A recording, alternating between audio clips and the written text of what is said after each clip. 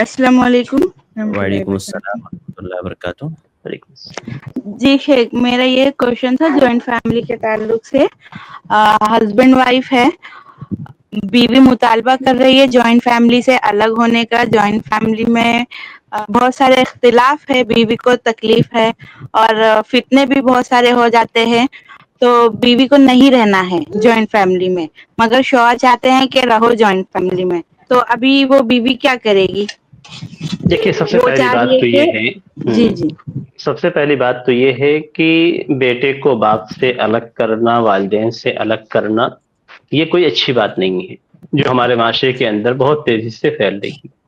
اس لیے کہ ہمارے معاشرے کے اندر بیٹا اگر الگ ہوتا ہے تو والدین سے الگ ہو جاتا ہے، اور نہیں پھر نہ والدین کی خدمت کر پاتے ہیں۔ پوری بات سن لیجیے، آپ پوری بات سن لیجیے پھر آپ بولیں تھوڑا سا۔ جی شیخ، جی شیخ ساری بات تو بیان ہمارے یہاں عموماً ایسا ہی ہوتا ہے کہ بیٹا الگ ہو جاتا ہے، یہ کہنے کی بات رہتی ہے کہ والدین ہمارے ساتھ چاہیں تو رہیں، اور والدین عمومی طور پہ ہندوستان کے اندر اپنی چھوٹی اولاد کے ساتھ رہتی ہے جب تک کہ اس کا نکاح نہیں ہو جاتا۔ نکاح کے بعد بھی عموماً وہ چھوٹے بچے کے پاس ہی رہتے ہیں اور لوگوں سے الگ ہو جاتے ہیں، یعنی دوسرے بیٹوں سے الگ رہتے ہیں۔ دوسرے یہ کہ الگ ہونے کے بعد خرچ کا معاملہ بھی آتا ہے کہ جو الگ ہو جاتا ہے وہ والدین پہ خرچ نہیں کرتا، اور یہ عام طور پہ ذہن بنا ہوا ہے کہ جو شخص سے والدین جس کے پاس ہے وہی خرچ کرے، یہ چیزیں ہوتی ہیں۔ بھائیوں میں آپس میں دوری ہو جاتی ہے، تو یہ تمام چیزیں، یعنی عورت یہ چاہتی ہے کہ وہ جیسے اپنے گھر سے الگ ہوئی ہے ایسے ہی شوہر کو بھی اس کے گھر سے الگ کر دے۔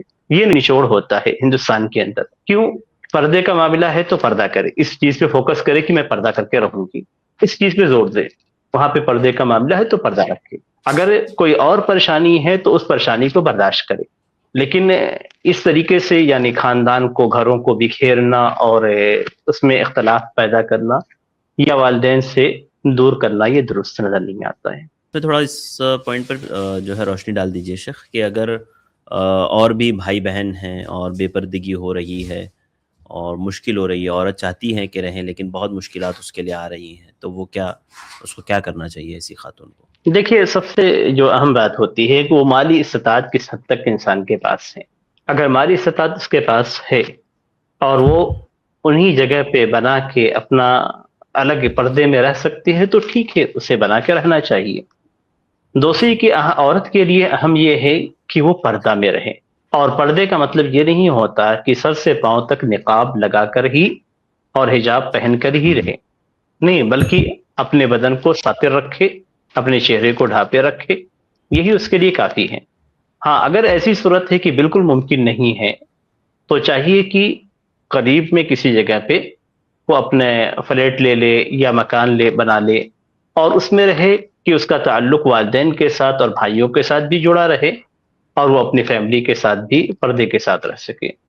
تو صورتحال ہر جگہ پہ الگ الگ ہوتی ہے، جب تک کسی بھی فرد کی مکمل صورتحال، اس کی مالی استطاعت، اس کے گھر کے حالات، والدین سے اس کے تعلقات، اور پھر بیوی اور اس کا خود اپنا مزاج، یہ تمام چیزیں ہم نہیں جان پائیں گے تو ایک یعنی خاص حکم ہم نہیں دے سکتے۔